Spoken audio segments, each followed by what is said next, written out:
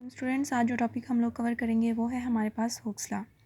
Hooks law basically एक scientist के नाम पे है जिसका नाम है हुक्स। हुक्स ने हमें ये आइडिया दिया बेसिकली, जो आप लास्ट पे पढ़े हैं आप लोगों ने, स्ट्रेस क्या है, स्ट्रेन क्या है।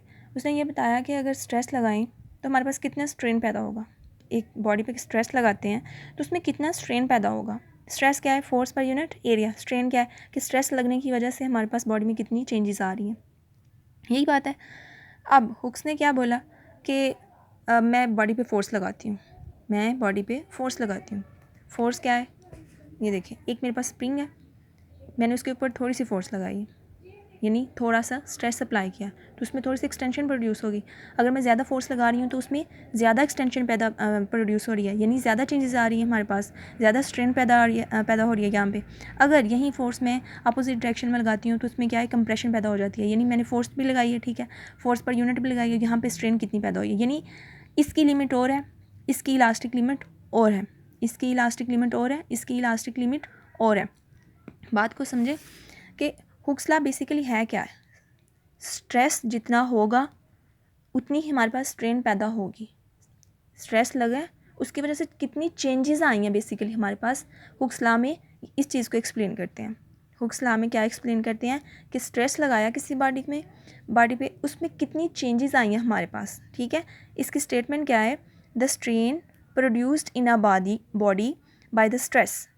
Strain produced in a body, किसी बॉडी में जो स्ट्रेन पैदा हो रही हैं, जो चेंजेस पैदा हो रही हैं बाय द स्ट्रेस। स्ट्रेस के अप्लाई करने से, apply to its directly proportional to the stress. यानी वो क्या कह रहा है कि strain produced in a body by the stress apply to it is directly proportional to the stress. किसी बॉडी में जो स्ट्रेन पैदा हो रहा है वो किसके डायरेक्टली प्रोपोर्शनल है? स्ट्रेस के। किसके डायरेक्टली प्रोपोर्शनल है?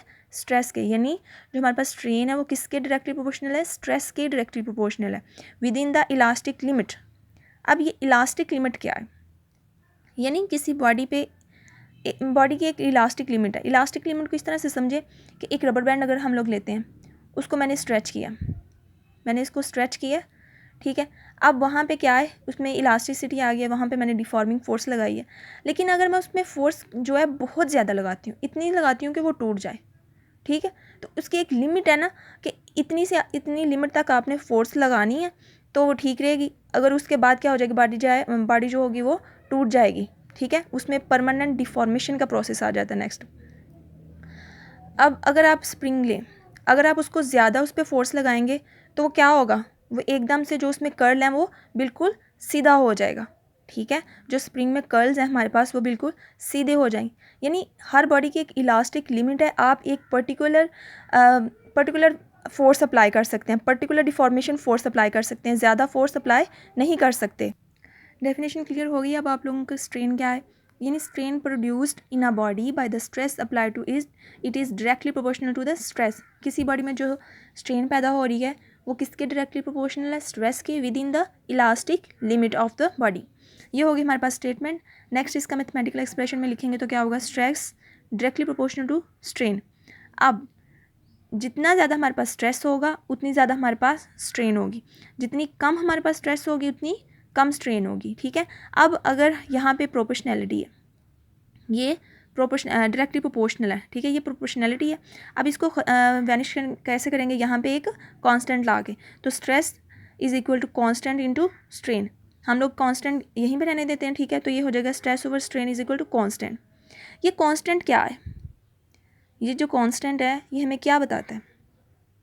कि कांस्टेंट बेसिकली ये बताता है हमें हमारे पास इलास्टिक लिमिट क्या है, कितनी है किसी बॉडी की इलास्टिक लिमिट, यानी मैं कितनी स्ट्रेन अप्लाई करूँ, कितनी स्ट्रेस अप्लाई करूँ, ठीक है। ये कांस्टेंट हमें क्या बताता है? कांस्टेंट बेसिकली क्या करता है, हमें ये बताता है कि इलास्टिक लिमिट क्या है, ठीक है। कांस्टेंट बेसिकली हमें क्या बता रहा होता है कि हमारे पास इलास्टिक लिमिट क्या है, हम लोगों ने कितनी स्ट्रेस लगानी है, कितना स्ट्रेन आएगा हमारे पास, ठीक है। कितनी स्ट्रेस लगाएंगे तो कितना स्ट्रेन हमारे पास है, किसी बॉडी की कितनी इलास्टिक लिमिट है कि यहाँ तक आप फोर्स लगा सकते हैं, इससे ज़्यादा फोर्स आप नहीं लगा सकते। नेक्स्ट टॉपिक है, नेक्स्ट क्या है हमारे पास? Hooke's law is applicable to all kinds of deformation and all types of matter. यानी वो कह रहा है कि हुक्स लॉ की अब एप्लीकेबल कहाँ पे है? हुक्स लॉ कहाँ कहाँ पे एप्लीकेबल है? वो कह रहे हैं कि ऑल काइंड ऑफ डिफॉर्मेशन, जितनी भी हमारे पास डिफॉर्मेशन की काइंड्स हैं एग्जाम है वहाँ पे ये एप्लीकेबल है, and all types of matters. अब मैटर में हमारे पास कौन कौन क्या चीज़ें आती हैं? Solid, liquid and gases with in certain limit. अब आप बात सुनिए कि हर यहाँ पे भी उसकी डेफिनेशन में भी क्या था? Elastic limit. अब वो सॉलिड, लिक्विड, गैसेज में भी एप्लीकेबल है हुक्स लॉ, लेकिन विद इन सर्टेन लिमिट में। नेक्स्ट क्या है? This limit tells us the maximum stress that can be safely applied on a body without causing permanent deformation in its length, volume and shape। क्या लिखा हुआ है कि ये जो लिमिट है, सर्टेन लिमिट या इलास्टिक लिमिट, ये हमें बेसिकली ये बताती है कि हम लोग मैक्सिमम कितना स्ट्रेस लगाएंगे किसी बॉडी के ऊपर, मैक्सिमम कितना स्ट्रेस लगाएंगे कि उससे पहले ऐसा ना हो कि वो परमानेंट डिफॉर्मेशन क्या है कि हमारे पास जो बॉडी है वो टूट ही जाए। ठीक है, तो ये कहता है कि जो हमारे पास इलास्टिक लिमिट है बेसिकली ये क्या है, आप इसको ऐसे भी समझो कि बाउंड्री लिमिट है, इतनी सी बाउंड्री है, इससे आगे आपने नहीं जाना। ठीक है, अब आपको बता दिया जाए कि आपने इतनी सी जगह पे बस खेलना है, इससे बाहर आपने नहीं निकलना, तो आप उस बाउंड्री लिमिट में रहेंगे ना। तो बेसिकली इलास्टिक लिमिट भी हमारे पास यही है कि इतनी लिमिट तक आपने फोर्स लगानी है, इसके बाद आपने फोर्स नहीं लगानी, उसके बाद क्या हो जाएगा? डिफॉर्मेशन हो जाएगी, परमानेंट डिफॉर्मेशन का प्रोसेस आ जाएगा। In other words it is a limit within which a body recovers its original length। In other words it is a limit. कहता है इस लिमिट में क्या होता है कि बॉडी, अगर हम लोग फोर्स लगाना स्टॉप कर देंगे तो बॉडी जो है वो अपनी ओरिजिनल शेप में, अपनी ओरिजिनल लेंथ में, वॉल्यूम में वापस आ जाएगा after the deforming force is removed when a stress crosses it's limit called the elastic limit. कहता है कि जब आप किसी बॉडी पे फोर्स लगा रहे हैं, ठीक है, अब बॉडी जो है वो अपनी इलास्टिक लिमिट को क्रॉस कर गई है, तो बॉडी में क्या हो जाएगा? परमानेंटली डिफॉर्म हो जाएगा और वो अनएबल हो जाएगा to restore its original state after the stress is remove. अगर एक बॉडी है, ठीक है, मैंने उसको रबर बैंड की एग्जांपल लेते हैं, उसके ऊपर मैंने इतनी ज़्यादा फोर्स लगाई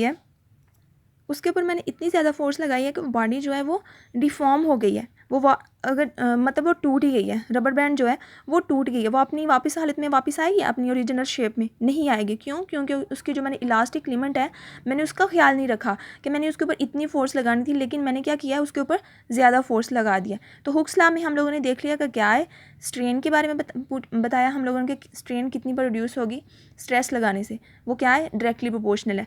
ये स्टेटमेंट है, मैथमेटिकल एक्सप्रेशन, एप्लीकेबल कहाँ कहाँ पे है, उसके बाद इलास्टिक लिमिट। ये 4 से 5 इसमें हेडिंग्स बना के आप इसको क्वेश्चन को बहुत अच्छे तरीके से कर लें। ठीक है, नेक्स्ट एक ग्राफ भी है, ये कल जो हम लोगों ने किया था, मैंने आप लोगों को बताया कि एक स्प्रिंग है, उसके साथ मैंने वेट मतलब कि टाइट किया।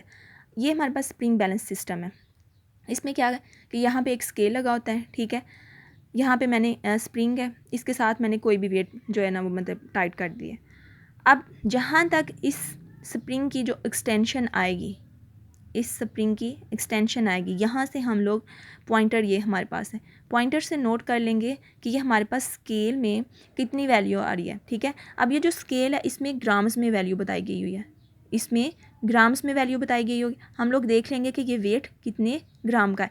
अब इस जो एक्सटेंशन आ रही है इस स्प्रिंग में, वो किसकी वजह से आ रही है? वो इस वेट की वजह से आ रही है, इस लोड की वजह से इस स्प्रिंग में एक्सटेंशन आ रही है।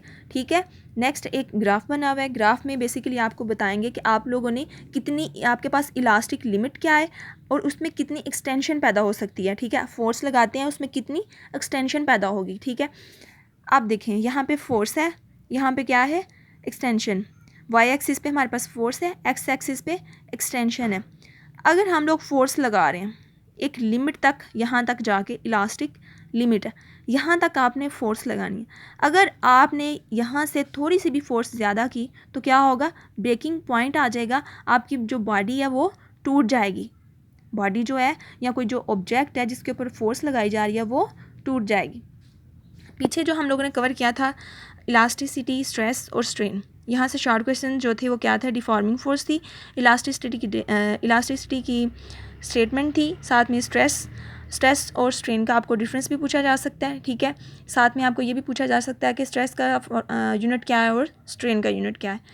या आपके पास लॉन्ग क्वेश्चन में भी है और शॉर्ट क्वेश्चन, इसमें से देख लें कितने ज़्यादा। डिफॉर्मिंग फोर्स है, इलास्टिसिटी है, स्ट्रेस है, स्ट्रेन है, टेंसाइल स्ट्रेन है, ठीक है। हुक्स लॉ की स्टेटमेंट भी आपको शॉर्ट में आ सकती है, ये लॉन्ग में आएगा तो आपने ये फुल ही लिखना है। ओके जी, थैंक यू।